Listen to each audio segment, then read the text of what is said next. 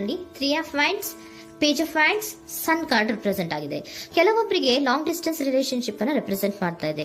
ಮತ್ತೆ ಕೆಲವೊಬ್ರು ಟ್ರಾವೆಲ್ ಮಾಡೋದ್ರ ಮೂಲಕ ನಿಮ್ಮ ಪರ್ಸನ್ ಅನ್ನ ನೀವು ಭೇಟಿಯಾಗಿರುವಂತಹ ಪಾಸ್ಟ್ ನಲ್ಲಿ ರೆಪ್ರೆಸೆಂಟ್ ಆಗ್ತಾ ಇದೆ.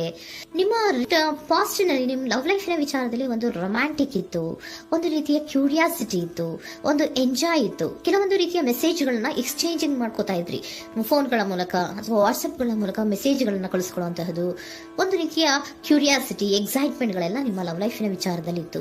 ಪಾಸ್ಟ್ ನಲ್ಲಿ ಕೂಡ ನಿಮ್ಮ ಲವ್ ಲೈಫ್ ನ ವಿಚಾರದಲ್ಲಿ ಯಾವುದೇ ರೀತಿಯ ತೊಂದರೆಗಳಿರಲಿಲ್ಲ. ಸೊ ಪಾಸಿಟಿವ್ ಆಗಿತ್ತು. ಪಾಸಿಟಿವ್ ಚೇಂಜಸ್ ಗಳು, ಬದಲಾವಣೆಗಳನ್ನೇ ನೀವು ನೋಡಿದ್ದೀರಾ. ಯಾವುದೇ ರೀತಿಯ ತೊಂದರೆಗಳೇನು, ಜಗಳಗಳೇನು ಇಲ್ಲದೆ ಇರುವಂತಹದ್ದು ರೆಪ್ರೆಸೆಂಟ್ ಆಗ್ತಾ ಇದೆ.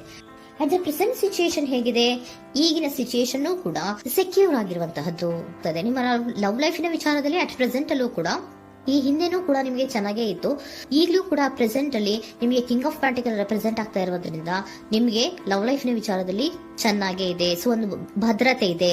ಲವ್ ಲೈಫ್ ನ ವಿಚಾರದಲ್ಲಿ ಒಂದು ಸಾಮರಸ್ಯ ಇದೆ. ಯಾವುದೇ ರೀತಿಯ ತೊಂದರೆಗಳು ಏನು ಕಾಣ್ತಾ ಇಲ್ಲ. ಸೆಕೆಂಡ್ ಕಾರ್ಡ್ ಬಂದಿರುವಂತಹ ಪ್ರೆಸೆಂಟ್ ಸಿಚುಯೇಷನ್ ಅಲ್ಲಿ ಸ್ಟ್ರೆಂತ್ ಇದೆ, ಬಾಂಡೇಜ್ ಇದೆ. ಚೆನ್ನಾಗಿ ನೀವಿಬ್ಬರ ಮಧ್ಯೆ ಒಂದು ಬಾಂಡೇಜ್ ಇದೆ, ಸಾಮರಸ್ಯ ಇದೆ, ಹೊಂದಾಣಿಕೆ ಗುಣಗಳು ತುಂಬಾ ಇದೆ. ಆದ್ರೂ ಕೂಡ ಅಟ್ ಪ್ರೆಸೆಂಟ್ ಅಲ್ಲಿ ಕೆಲವೊಂದು ವಿಚಾರಗಳ ಬಗ್ಗೆ ಅನುಮಾನವನ್ನ ಪಡ್ತಾ ಇರುವಂತಹದ್ದು ರೆಪ್ರೆಸೆಂಟ್ ಆಗ್ತಾ ಇದೆ. ಅಟ್ ಪ್ರೆಸೆಂಟ್ ಅಲ್ಲಿ ನೀವು ಕೆಲವೊಂದು ವಿಚಾರಗಳ ಬಗ್ಗೆ ನಿಮ್ಮ ಮೇಲೆ ನೀವು ಕೆಲವೊಂದು ಡೌಟ್ ಅನ್ನ ಪಡ್ತಾ ಇರುವಂತಹದ್ದು ರೆಪ್ರೆಸೆಂಟ್ ಆಗ್ತಾ ಇದೆ. ನಿಮ್ ಲವ್ ಲೈಫಿನಲ್ಲಿ ಕೆಲವೊಂದು ರೀತಿಯ ಭದ್ರತೆಗಳಿದೆ. ಸೊ ಯಾವುದೇ ರೀತಿಯ ತೊಂದರೆಗಳೇನೂ ಇಲ್ಲ, ಒಂದು ರೀತಿಯ ಗುಡ್ ಬಾಂಡೇಜ್ ಇದೆ. ಆದ್ರೂ ಕೂಡ ನಿಮ್ಮಲ್ಲಿ ಯಾಕೋ ಆತ್ಮವಿಶ್ವಾಸ ಇಲ್ಲ, ಆತ್ಮವಿಶ್ವಾಸದ ಕೊರತೆಗಳು ರೆಪ್ರೆಸೆಂಟ್ ಆಗ್ತಾ ಇದೆ. ಯಾವುದೋ ಕೆಲವೊಂದು ಅನುಮಾನಗಳು ನಿಮ್ಮಲ್ಲಿ ನಿಮ್ಮ ಲವ್ ಲೈಫಿನ ವಿಚಾರವಾಗಿ ಇರುವಂತಹದ್ದು ರೆಪ್ರೆಸೆಂಟ್ ಆಗ್ತಾ ಇದೆ.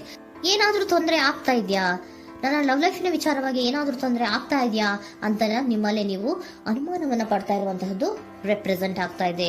ಫ್ಯೂಚರಿನ ಬಗ್ಗೆ ಹೇಳೋದಾದ್ರೆ ಕ್ವೀನ್ ಆಫ್ ಪ್ಯಾಂಟಿಕಲ್ಸ್ ಬಂದಿದೆ. ಕ್ವೀನ್ ಆಫ್ ಪ್ಯಾಂಟಿಕಲ್ಸ್ ಬಂದಿರುವಂತಹದ್ದೇನು, ಒಂದು ರೀತಿಯ ಪೋಷಣೆಯನ್ನ ಮಾಡುವಂತಹದ್ದು ರೆಪ್ರೆಸೆಂಟ್ ಆಗ್ತಾ ಇದೆ.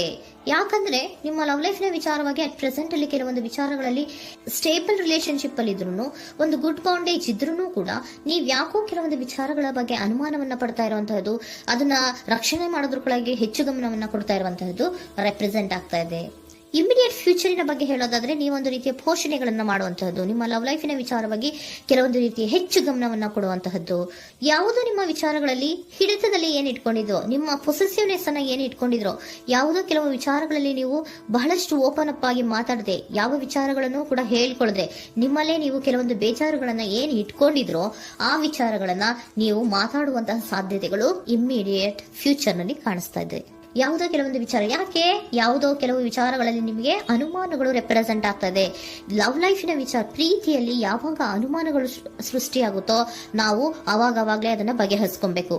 ನಮ್ಮಲ್ಲೇ ಇಟ್ಕೊಳ್ಳೋದು, ಅಯ್ಯೋ ಏನಾಗ್ತಾ ಇದೆಯೋ ಅಂತ ಕೊರಗೋದು ಅಥವಾ ಏನಾಗ್ಬಿಡುತ್ತೋ ಅಂತ ಭಯ ಪಡುವಂತಹದ್ದು ಏನು ಬೇಕಾಗಿಲ್ಲ. ಯಾಕಂದ್ರೆ ಲವ್ ಇರುವಂತಹದ್ದೇ ನಂಬಿಕೆಯ ಬುನಾದಿಯ ಮೇಲೆ. ಸೊ ನೀವೇನ್ ಮಾಡ್ಬೇಕು, ಏನಾದ್ರೂ ಸ್ವಲ್ಪ ಡೌಟ್ಗಳು ಬಂದಾಗ ನೀವು ಅದನ್ನ ಬಗೆಹರಿಸ್ಕೋಬೇಕು. ಯಾವ ವಿಚಾರದಲ್ಲಿ ನಿಮಗೆ ಬೇಜಾರಾಗಿತ್ತು ಅದನ್ನ ನೀವೇನ್ ಮಾಡ್ಬೇಕು, ನಿಮ್ಮಲ್ಲೇ ಇಟ್ಕೊಂಡು ಕೊರಗಬಾರ್ದು. ಓಪನ್ ಅಪ್ ಆಗಿ ಮಾತಾಡೋದ್ರ ಮೂಲಕ ನೀವು ಕ್ಲಾರಿಟಿಯನ್ನ ತಗೊಳ್ಳುವಂತದ್ದು ನಿಮಗೆ ಇಮಿಡಿಯೇಟ್ ಫ್ಯೂಚರ್ ನಲ್ಲಿ ಕಾಣಿಸ್ತಾ ಇದೆ. ಯಾವುದೇ ವಿಚಾರಗಳ ಬಗ್ಗೆ ನೀವು ನಿಮ್ಮ ಲವ್ ಅನ್ನ ಅಥವಾ ನಿಮ್ಮ ಪ್ರೀತಿಯನ್ನ ಭದ್ರವಾಗಿ ಉಳಿಸ್ಕೊಳ್ಳೋದಕ್ಕೋಸ್ಕರವಾಗಿ ನೀವು ನಿಮ್ಮಲ್ಲೇ ಇಟ್ಕೊಂಡಿದ್ದಂತಹ ಅಥವಾ ಕೆಲವು ಬೇಜಾರಿನ ವಿಷಯಗಳ ಬಗ್ಗೆ ನೀವು ಹೆಚ್ಚು ಮಾತಾಡಿ, ಓಪನ್ ಅಪ್ ಆಗಿ ಕೆಲವೊಂದು ವಿಚಾರಗಳ ಬಗ್ಗೆ ಮಾತಾಡುವಂತಹದ್ದು ಮತ್ತೆ ಅದನ್ನ ಕ್ಲಾರಿಟಿಗೆ ತಗೊಳ್ಳುವಂತಹದ್ದು ರೆಪ್ರೆಸೆಂಟ್ ಆಗ್ತಾ ಇದೆ. ನಿಮ್ಮಲ್ಲಿ ಬಾಟಮ್ ಆಫ್ ದ ಡಕ್ ಅಲ್ಲಿ ಬಂದಿರುವಂತಹದ್ದೇ ಅದು. ಖುಷಿಯಾಗಿರ್ಬೇಕು, ಸಂತೋಷವಾಗಿರ್ಬೇಕು, ನಮ್ಮ ಲವ್ ಲೈಫಿನ ವಿಚಾರದಲ್ಲಿ ಒಂದು ಎಂಜಾಯ್ ಇರಬೇಕು, ಮತ್ತೆ ನೆಮ್ಮದಿ ಇರಬೇಕು, ಯಾವುದೇ ರೀತಿ ಗಲಿಬಿಲಿಗಳಿರಬಾರ್ದು ಅನ್ನೋಂತಹದ್ದೇ ನಿಮ್ಮ ಎನರ್ಜಿಯಲ್ಲಿ ರೆಪ್ರೆಸೆಂಟ್ ಆಗ್ತಾ ಇರೋದು.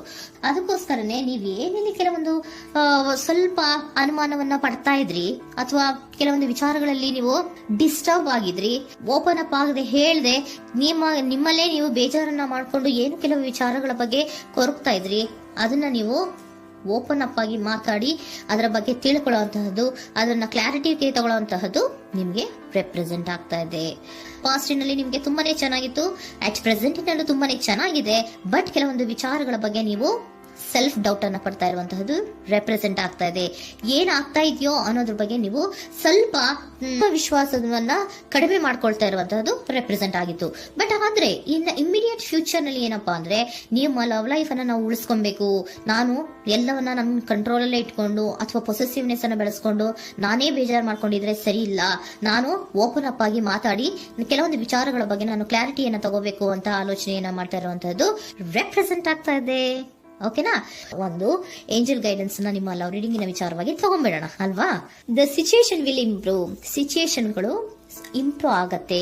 ನೀವು ನಿಮ್ಮಲ್ಲೇ ಇಟ್ಕೊಂಡು ಹೊರಗಬೇಡಿ. ಯಾವುದೇ ವಿಚಾರಗಳನ್ನ ನಾವು ಓಪನ್ ಅಪ್ ಆಗ್ಬೇಕು. ನಾವೇ ಬೇಜಾರು ಮಾಡ್ಕೊಂಡ್ರೆ ಅವ್ರಿಗೆ ಏನ್ ಅರ್ಥ ಆಗುತ್ತೆ, ನಿಮ್ ಪರ್ಸನ್ ಏನ್ ಅರ್ಥ ಆಗುತ್ತೆ, ಏನಕ್ಕೆ ಬೇಜಾರು ಮಾಡ್ಕೊಂಡಿದೀರಾ ಅಂತ ಅವ್ರು ತಿಳ್ಕೊಬೇಕು ಅಲ್ವಾ. ನಿಮ್ಗೆ ಅವರಲ್ಲಿ ಏನೇ ರೀತಿ ಕ್ಲಾರಿಟಿ ಬೇಕು ಅಂದ್ರೂ ಕೂಡ ನೀವು ಮಾತಾಡಿ ಕ್ಲಿಯರ್ ಮಾಡ್ಕೊಳ್ಳಿ. ಅವಾಗ ಏನಾಗುತ್ತೆ, ದ ಸಿಚುಯೇಷನ್ ವಿಲ್ ಇಂಪ್ರೂವ್ ಆಗತ್ತೆ.